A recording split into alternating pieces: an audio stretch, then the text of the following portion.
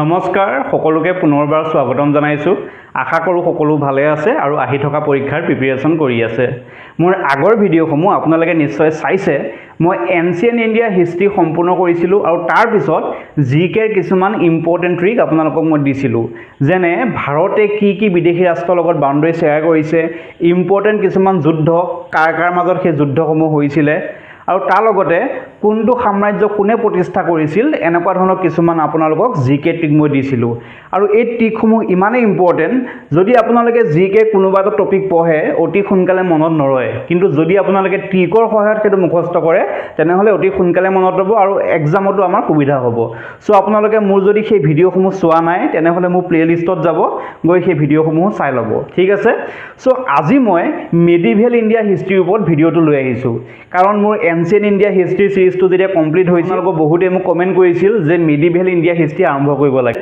চ' মই আজি ভিডিঅ'টোত মেডিভেল ইণ্ডিয়া হিষ্ট্ৰী লৈ আহিছোঁ, আৰু মেডিভেল ইণ্ডিয়াৰ আমাৰ খুব বেছি 3টা ভিডিঅ' হ'ব, আৰু এই 3টা ভিডিঅ'ৰ ভিতৰতে আমি মেডিভেল ইণ্ডিয়া হিষ্ট্ৰী শেষ কৰিবলৈ ট্ৰাই কৰিম। চ' এক্সামৰ পইণ্ট অফ ভিউৰ পৰা আমাৰ যিবোৰ ইম্পৰ্টেণ্ট পইণ্ট, সেই পইণ্টসমূহ লৈ মই আপোনালোকক নোটটো প্ৰস্তুত কৰিছোঁ।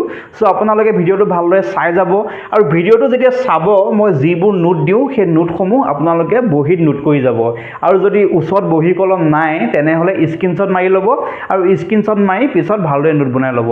চ' আজি ভিডিঅ'টো খুবেই ইম্পৰ্টেণ্ট ভিডিঅ' হ'ব, শেষলৈকে ভালদৰে চাই যাব। আহক আমাৰ ভিডিঅ'টো আৰম্ভ কৰোঁ। আমি আজি কি পঢ়িম? আজি আমি পঢ়িম মেডিভেল ইণ্ডিয়াৰ হিষ্ট্ৰী। মেডিভেল ইণ্ডিয়াৰ হিষ্ট্ৰী পঢ়োঁতে প্ৰথম আমি কি চাম? Early medieval period. Early medieval পিৰিয়ডৰ আমাৰ যিটো প্ৰথম ৰাজবংশ পাইছিলোঁ সেইটো কি হ'ব? পাল বংশ। পাল বংশ এক্সামত খুবেই আহি থাকে যে পাল বংশৰ প্ৰতিষ্ঠাপক কোন? আমি কি পাম এতিয়া? পাল বংশৰ যিজন আমাৰ প্ৰতিষ্ঠাপক বা ফাউণ্ডাৰ তেখেত হৈছে কোন? গোপাল। এইটো খুব ইম্পৰ্টেণ্ট যে পাল বংশৰ প্ৰতিষ্ঠাপক কোন, এইটো এক্সামত আমাক কুৱেশ্যন আহি থাকে। চ' পাল বংশৰ প্ৰতিষ্ঠাপক কোন বুলি গম পালে? গোপাল। পাল বংশই বিহাৰ আৰু বেংগলত শাসন কৰিছিলে। পাল বংশৰ এজন ইম্পৰ্টেণ্ট ৰজা ধৰ্মপাল। ধৰ্মপালে কি প্ৰতিষ্ঠা কৰিছিলে?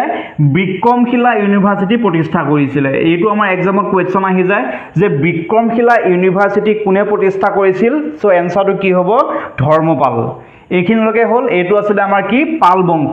পাল বংশৰ বিষয়ে আপোনালোকে ইমানখিনি জানিলেই হ'ব যে কোনে প্ৰতিষ্ঠা কৰিছিল আৰু বিক্ৰমশিলা ইউনিভাৰ্চিটি আমাৰ কোনে স্থাপন কৰিছিল, ঠিক আছে। নেক্সট আহিলোঁ আমি সেন ডাইনেষ্টি। সেন ডাইনাষ্টিৰ প্ৰতিষ্ঠাপক কোন? সেন ডাইনাষ্টিৰ প্ৰতিষ্ঠাপক হৈছে হেমন্ত সেন। এইটো মনত ৰাখিব, এক্সামত কুৱেশ্যন আহি যাব পাৰে যে সেন ডাইনাষ্টিৰ প্ৰতিষ্ঠাপক কোন? সেন ডাইনাষ্টিৰ প্ৰতিষ্ঠাপক হৈছে হেমন্ত সেন, ঠিক আছে। আৰু এটা ইম্পৰ্টেণ্ট পইণ্ট যে সেন ডাইনাষ্টিৰ এজন ৰজা আছিল, তেখেতৰ নাম আছে কি? লক্ষ্মণ সেন। আৰু তেখেতৰ কোৰ্টত এজন কবি আছিল, আৰু সেই কবিজনৰ নামটো আমাৰ এক্সামত বাৰে প্ৰতি কুৱেশ্যন আহি থাকে। লক্ষ্মণ সেনৰ কোৰ্ট পয়েট, সেই কোৰ্ট পয়েটজনৰ নাম হৈছে কি? জয়দেৱ। জয়দেৱৰ নামটো এইটো কাৰণে ইম্পৰ্টেণ্ট যে তেখেতে এখন বুক লিখিছিল, সেই বুকখনৰ নাম হৈছে গীতা গোবিন্দ। এক্সামত কুৱেশ্যন আহি থাকে যে গীতা গোবিন্দ বুকখন কোনে লিখিছিল? Who is the author of Gita Govinda? So' ইয়াৰ এনচাৰ কি হ'ব? জয়দেৱ। জয়দেৱে গীতা গোবিন্দ বুকখন লিখিছিল, আৰু তেখেত আছিল লক্ষ্মণ সেনৰ কোৰ্ট পয়েট। এইখিনি খুব ইম্পৰ্টেণ্ট, নোটটো বনাই ল'ব। নেক্সট ডাইনাষ্টি হৈছে কি? ৰাষ্ট্ৰকূট ডাইনাষ্টি। এওঁলোকৰ এটা ইম্পৰ্টেণ্ট পইণ্ট যিটো আমাৰ এক্সামত আহি যাব পাৰে যে the famous rock cut temple of Kailash at Ellora, এইটো কোনে বনাইছিল? কৃষ্ণ ওৱানে বনাইছিল। এক্সামত কুৱেশ্যনটো এনেদৰে আহিব পাৰে যে who build the famous rock cut temple of Kailash at Ellora? ইয়াৰ কাৰেক্ট এনচাৰটো কি হ'ব? কৃষ্ণ ওৱান। কৃষ্ণ ওৱানে ইল্লোৰাত থকা ৰক কাট যিটো শিৱ মন্দিৰ, সেই শিৱ মন্দিৰটো বনাইছিল। চ' এইটো খুবেই ইম্পৰ্টেণ্ট। নেক্সট চাব লাগিব আমি ৰাজপুতসকলৰ বিষয়ে। ৰাজপুতসকলে 647 AD ৰ পৰা 1192 AD লৈকে তেওঁলোকে শাসন কৰিছিল, আৰু তেওঁলোকৰ যি এই 500 বছৰীয়া পিৰিয়ড তাক কি বুলি কোৱা হৈছিল? ৰাজপুত পিৰিয়ড বুলি কোৱা হৈছিল, ঠিক আছে। ৰাজপুতসকলৰ এজন ইম্পৰ্টেণ্ট, এজন মহান ৰজা আছিল, সেই ৰজাজন কোন? পৃথ্বীৰাজ চৌহান। পৃথ্বীৰাজ চৌহানৰ বিষয়ে আমি জানিব লাগিব, কাৰণ এক্সামত আমাৰ পৃথ্বীৰাজ চৌহানৰ পৰা কুৱেশ্যন সোধে। পৃথ্বীৰাজ চৌহানে দিল্লী আৰু আজমেৰৰ ওচৰৰ অঞ্চলত তেওঁ ৰাজত্ব কৰিছিল। পৃথ্বীৰাজ চৌহানৰ এজন কোৰ্ট পয়েট আছিলে, তেখেতৰ নামটো কি? তেখেতৰ নামটো হৈছে চান বৰদাই। এই চান বৰদায়ে পৃথ্বীৰাজ চৌহানৰ বায়োগ্ৰাফি লিখিছিল আৰু তেখেতৰ বায়োগ্ৰাফিখনৰ নামটো কি পৃথ্বীৰাজ ৰাসু। এইটো এক্সামত কুৱেশ্যন আহি যাব পাৰে যে পৃথ্বীৰাজ চৌহানৰ বায়োগ্ৰাফিখনৰ নামটো কি, তেখেতৰ বায়োগ্ৰাফিখনৰ নামটো হৈছে কি পৃথ্বীৰাজ ৰাসু। আৰু কোনে লিখিছিল, তেখেতৰ কোৰ্ট পয়েট চান বৰদাই পৃথ্বীৰাজ ৰাসু বায়োগ্ৰাফিখন লিখিছিল। আৰু আজমেৰখন আছিলে পৃথ্বীৰাজ চৌহানৰ কেপিটেল। গতিকে এইকেইটা পইণ্ট আপোনালোকে মনত ৰাখি থৈ দিব যে ৰাজপুতসকলৰ ভিতৰত ইম্পৰ্টেণ্ট ৰজা আছিলে কোন, পৃথ্বীৰাজ চৌহান। তেখেতে ক'ত শাসন কৰিছিল, দিল্লী আৰু আজমেৰৰ ওচৰৰ অঞ্চলত তেখেতে শাসন কৰিছিল। আৰু পৃথ্বীৰাজ চৌহানৰ যিখন বায়োগ্ৰাফি, সেই বায়োগ্ৰাফিখনৰ নাম আছিল পৃথ্বীৰাজ ৰাসু। আৰু কোনে লিখিছিল, হু ৱাজ দ্য অথৰ, চান বৰদাই। আৰু চান বৰদাই কোন আছিলে, পৃথ্বীৰাজ চৌহানৰ কোৰ্ট পয়েট। এইখিনি খুব ইম্পৰ্টেণ্ট, এইখিনি নোট বনাই ল'ব। পৃথ্বীৰাজ চৌহানৰ দিনত ৰাজপুতসকল বহুত শক্তিশালী আছিলে। তেওঁলোক শক্তিশালী হোৱাৰ তেওঁলোকৰ মূল মন্ত্ৰটো আছিলে কি ইউনিটি। ৰাজপুতসকলৰ মাজত ইউনিটি আছিলে আৰু সেইবাবে ৰাজপুতসকল সেইখিনি সময়ত মষ্ট পাৱাৰফুল আছিলে। পৃথ্বীৰাজ চৌহানৰ দিনত মহম্মদ ঘুৰিয়ে আক্ৰমণ কৰিছিল। আৰু মহম্মদ ঘুৰি ক'ৰ পৰা আহিছিল, মহম্মদ ঘুৰি ঘুৰ ডাইনেষ্টিৰ পৰা আহিছিল। ঠিক আছে। আৰু পৃথ্বীৰাজ চৌহান আৰু মহম্মদ ঘুৰিৰ মাজত প্ৰথমখন যুদ্ধ কেতিয়া হৈছিলে, প্ৰথমখন বেটেল কেতিয়া হৈছিলে, 1191ত। আৰু এই 1191ত যিখন যুদ্ধ হৈছিলে কাৰ কাৰ মাজত, পৃথ্বীৰাজ চৌহান আৰু মহম্মদ ঘুৰিৰ মাজত, সেই যুদ্ধখনক কি বুলি কোৱা হয়, ফাৰ্ষ্ট বেটেল অফ টাৰাইন, টাৰাইনৰ প্ৰথমখন যুদ্ধ বুলি কোৱা হয়। এই যুদ্ধখনত কোন জিকিছিল, পৃথ্বীৰাজ চৌহান আৰু মহম্মদ ঘুৰিৰ মাজত যিখন আমাৰ টাৰাইনৰ প্ৰথম যুদ্ধ হৈছিলে তাত কোন জিকিছিল, তাত পৃথ্বীৰাজ চৌহান জিকিছিল। তেওঁ জিকা কাৰণটো কি, Prithviraj Chauhan first battle of টাৰাইনত জিকাৰ কাৰণটো হৈছে ৰাজপুতসকল সকলোৱে তেখেতক সহায় কৰিছিল আৰু তেওঁলোকৰ মাজত ইউনিটি আছিল। সেইবাবে ফাৰ্ষ্ট বেটেল অফ টাৰাইনত পৃথ্বীৰাজ চৌহানৰ জয়লাভ হৈছিল। চ' এইটো আপোনালোকৰ এক্সামৰ বাবে ইম্পৰ্টেণ্ট, এক্সামত কুৱেশ্যন আহি যাব যে ফাৰ্ষ্ট বেটেল অফ টাৰাইন কিমান চনত হৈছিল, তাৰ চনটো হৈছে 1191। আৰু কাৰ কাৰ মাজত হৈছিলে, পৃথ্বীৰাজ চৌহান আৰু মহম্মদ ঘুৰি। কোন জিকিছিল, পৃথ্বীৰাজ চৌহান জিকিছিলে। ঠিক আছে। তাৰপিছত মহম্মদ ঘুৰিয়ে পুনৰবাৰ 1192 পৃথ্বীৰাজ চৌহানক আক্ৰমণ কৰিলে। আৰু এই যুদ্ধখনক কি নাম দিয়া হ'ল, এই যুদ্ধখনৰ নাম হ'ল ছেকেণ্ড বেটেল অফ টাৰাইন। ঠিক আছে, ছেকেণ্ড বেটেল অফ টাৰাইন। এতিয়া ফাৰ্ষ্ট বেটেল অফ টাৰাইন কেতিয়া হৈছিলে, 1191ত, আৰু ছেকেণ্ডখন কেতিয়া হৈছিলে, 1192ত। এতিয়া ফাৰ্ষ্ট বেটেল অফ টাৰাইনত কি হৈছিলে, মহম্মদ ঘুৰিয়ে পৃথ্বীৰাজ চৌহানক আক্ৰমণ কৰিছিল আৰু পৃথ্বীৰাজ চৌহান জিকিছিল। কিন্তু ছেকেণ্ড বেটেল অফ টাৰাইনত পৃথ্বীৰাজ চৌহান হাৰিছিলে, তেখেত লষ্ট হৈছিলে। তাৰ কাৰণটো কি, পৃথ্বীৰাজ চৌহান ছেকেণ্ড বেটেলত যে হাৰিছিল তাৰ কাৰণটো হৈছে যে ৰাজপুতসকলৰ মাজত যিটো একতা আছিল, যিটো ইউনিটি আছিল, সেই ইউনিটিটো নোহোৱা হৈ গৈছিল। আৰু পৃথ্বীৰাজ চৌহানৰ যিজন কাজিন আছিলে, তেখেতৰ যিজন কাজিন তাৰ নামটো হৈছে জয়চান্দ। এই জয়চান্দে পৃথ্বীৰাজ চৌহানক সহায় নকৰি তেখেতে মহম্মদ ঘুৰিকহে ছাপোৰ্ট কৰিছিলে। এইবোৰ কাৰণৰ বাবে যিখন আমাৰ ছেকেণ্ড বেটেল অফ টাৰাইন হৈছিল তাত পৃথ্বীৰাজ চৌহান হাৰিছিল আৰু কোন জিকিছিল, মহম্মদ ঘুৰি। এই যুদ্ধখন ভাৰতৰ ইতিহাসৰ বাবে এটা টাৰ্ণিং পইণ্ট। তাৰ মেইন কাৰণটো কি, তাৰ মেইন কাৰণটো হৈছে যে ছেকেণ্ড বেটেল অফ টাৰাইনৰ পিছত ভাৰতবৰ্ষৰ প্ৰথম উত্তৰত আৰু তাৰপিছত দক্ষিণলৈ মুছলিম ৰুলৰ প্ৰতিষ্ঠা হৈছিল। চ' আমাৰ ইতিহাসত ছেকেণ্ড বেটেল অফ টাৰাইনখন খুবেই ইম্পৰ্টেণ্ট। এতিয়া আৰম্ভ হ'ব কি, চুলতানেট পিৰিয়ড। প্ৰথম আমি চাম দ্য দিল্লী চুলতানেট। প্ৰথম আমি কি চাম, দ্য দিল্লী চুলতানেট। ঠিক আছে। দিল্লী চুলতানেটৰ আমি ব্ৰেকগ্ৰাউণ্ডটো চাই ল'ম। ফাৰ্ষ্ট মুছলিম ইনভেশ্যন। ভাৰতত প্ৰথম মুছলিম ইনভেশ্যন কেতিয়া হৈছিলে, ভাৰতত প্ৰথম মুছলিমৰ আক্ৰমণ কিমান চনত হৈছিলে, 712 AD। আৰু কোনে আক্ৰমণ কৰিছিলে, মহম্মদ বিন কোৱাচিম। এইটো এক্সামৰ বাবে খুবেই ইম্পৰ্টেণ্ট, আপোনালোকৰ এক্সামত কুৱেশ্যন আহি যাব পাৰে যে ভাৰতত প্ৰথম মুছলিম ইনভেশ্যন কেতিয়া হৈছিলে, তাৰ এনচাৰটো হ'ব 712 AD। আৰু কোনে কৰিছিল, মহম্মদ বিন কোৱাচিম। ঠিক আছে। তাৰপিছত ভাৰতত প্ৰথম ফাৰ্ষ্ট তুৰ্কিছ ইনভেশ্যন। ভাৰতত প্ৰথম তুৰ্কিছ ইনভেশ্যন, তুৰ্কিছৰ আক্ৰমণ কেতিয়া হৈছিলে, 998ৰ পৰা 1030 AD লৈকে ভাৰতত তুৰ্কিছ ইনভেশ্যন হৈছিল। আৰু কোনে কৰিছিল, মহম্মদ ঘাজনাবি। মহম্মদ ঘাজনাবিয়ে ভাৰতক টোটেল 17 বাৰ আক্ৰমণ কৰিছিলে। ভাৰতত যিবোৰ আমাৰ সোণ আছিলে, ধন সম্পত্তি আছিলে, সেইবোৰ লুটি লৈ গুচি গৈছিল। নেক্সট 1025 AD-ত মহম্মদ ঘাজনাবিয়ে সোমনাথ টেম্পলত আক্ৰমণ কৰিছিল। এইটো এক্সামত কুৱেশ্যন আহি থাকে যে সোমনাথ টেম্পলত মহম্মদ ঘাজনাবিয়ে কিমান চনত আক্ৰমণ কৰিছিল, তাৰ এনচাৰটো হ'ব 1025 AD।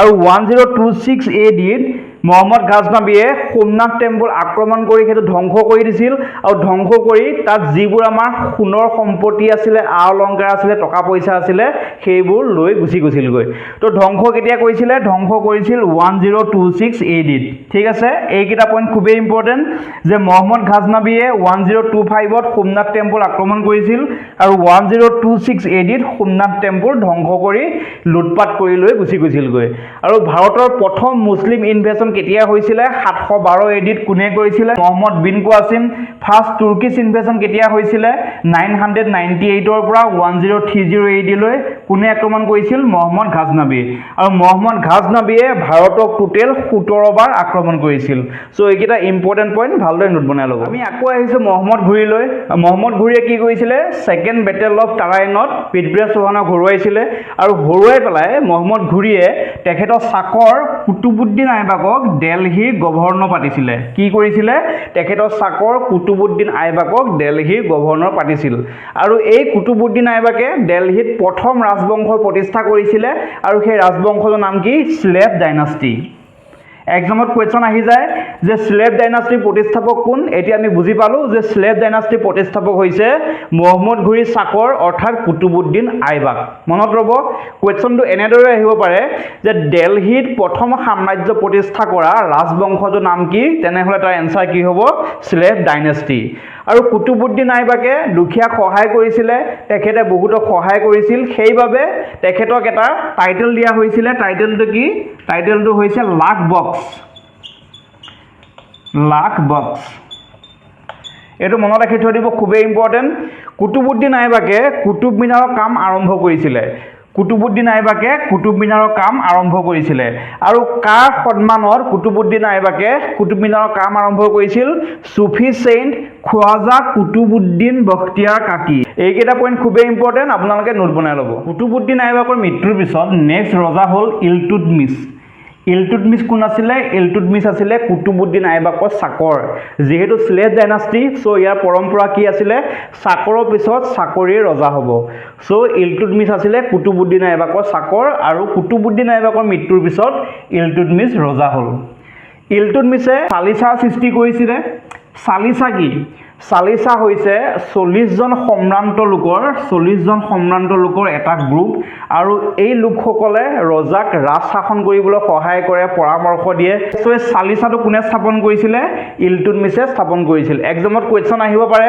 যে চালিচা কোনে স্থাপন কৰিছিল তাৰ কাৰেক্ট আনসাৰ হ'ব কি ইলতুৎমিছে সিলভাৰ আৰু কপাৰ কইনৰ প্ৰচাৰ কৰিছিলে তেওঁ যিবোৰ সিলভাৰ কইনৰ প্ৰচাৰ কৰিছিলে তাক কি বুলি কোৱা হয় টানকা বুলি কোৱা হয় আৰু যিবোৰ কপাৰ কইন আছিলে হেঁতক কি বুলি কোৱা হয় জিতল বুলি কোৱা হয় সো এক্সামত কোৱেশ্চন আহি যাব পাৰে যে টানকা আৰু জিতল কোনে প্ৰচাৰ কৰিছিল তাৰ এনসাৰ হ'ব ইলতুৎমিছে ঠিক আছে ইলতুৎমিছে ইকতা সিস্টেমৰ আৰম্ভ কৰিছিলে ইকতা সিস্টেম মানে কি ইকতা সিস্টেম হৈছে যে ৰজাৰ যিবোৰ মাটি সেই মাটিবোৰ সৰু সৰু ভাগত ভাগ কৰা হয় আৰু প্ৰতিটো ভাগক ৰজাৰ বিষয়াসমূহক অৰ্পণ কৰি দিয়া হয় সেই সিস্টেমটো কি বুলি কয় ইকতা সিস্টেম এক্সামত যদি কোৱেশ্চন আহে যে ইকতা সিস্টেমটো কোনে আৰম্ভ কৰিছিল আমাৰ এনসাৰ কি হ'ব ইলতুৎমিছে কুতুব মিনাৰৰ কাম সমাপ্ত কৰিছিলে যিটো কুতুব মিনাৰ কুতুবুদ্দিন আইবাকে বনাইছিলে তেখেতে আৰম্ভ কৰিছিল কিন্তু বনাই শেষ কৰিব নোৱাৰিলে আৰু সেই কুতুব মিনাৰটো তেখেতৰ গোলাম ইলতুৎমিছে ৰাজসিংহাসনত বহাৰ পিছত কুতুব মিনাৰৰ কামটো সম্পূৰ্ণ কৰিলে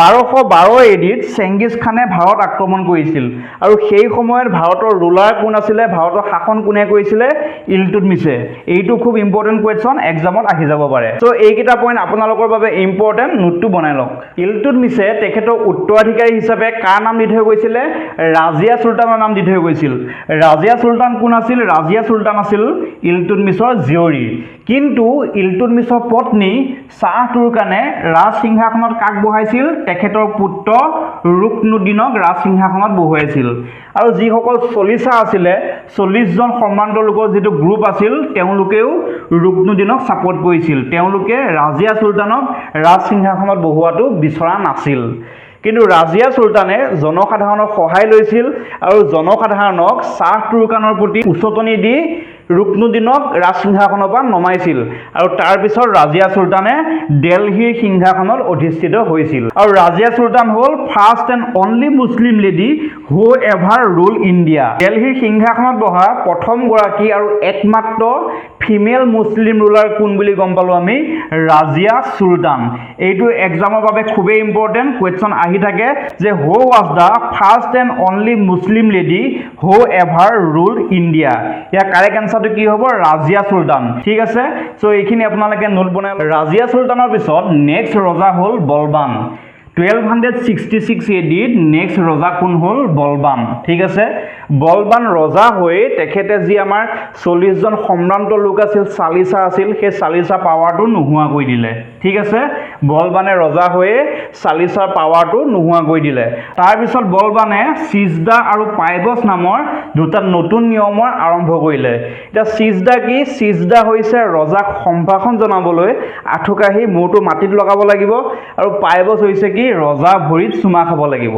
সো এই নিয়ম কিটা সিজদা আৰু পাইবস কোনে আৰম্ভ কৰিছিল এটো আমাৰ এক্সামত কোৱেশ্চন আহিব পাৰে সো তাৰ এনসাৰ কি হ'ব এনসাৰ হ'ব বলবান এইখিনিলৈকে ঠিকই আছে বলবানৰ মৃত্যুৰ পিছত তেখেতৰ গ্ৰাণ্ডসন তেখেতৰ নাতি ৰজা হৈছিল কিন্তু তেখেতৰ গ্ৰাণ্ডসন বেছি দিন টিকিব নোৱাৰিলে তেখেতক হত্যা কৰিলে কোনে খিলজি ফেমিলিয়ে আৰু খিলজি ফেমিলিয়ে গোলাম বংশক অতৰাই এটা নতুন ৰাজবংশ আৰম্ভ কৰিলে সেইটো কি সেইটো হৈছে খিলজি ডাইনাষ্টি ঠিক আছে সো আমি আজি এইখিনিলৈকে পঢ়িলো আজি কি পালো আমি আৰ্লি মেডিভেল পিৰিয়ড পঢ়িলো যে পাল বংশ কোনে প্ৰতিষ্ঠা কৰিছিলে ৰাষ্ট্ৰকূটসকলৰ বিষয়ে পঢ়িলো ৰাজপুতসকলৰ বিষয়ে পঢ়িলো তাৰ পিছত কি পালো তাৰায়ণৰ যুদ্ধ পালো মহম্মদ ঘুৰিয়ে কাৰ লগত তাৰায়ণৰ যুদ্ধ লাগিছিল সেই বিষয়ে পালো আৰু তাৰ পিছত আমি কি পঢ়িলো দিল্লী সুলতানেট দিল্লীত প্ৰথম সাম্ৰাজ্য প্ৰতিষ্ঠা কৰা যেটো আমাৰ ৰাজবংশ আছিল তাৰ নামটো কি আছিল স্লেট ডাইনাষ্টি তাৰ পিছত স্লেট ডাইনাষ্টিক অতৰাই দিল্লীত নতুনকৈ কোনে সাম্ৰাজ্য প্ৰতিষ্ঠা কৰিলে খিলজি ডাইনাষ্টি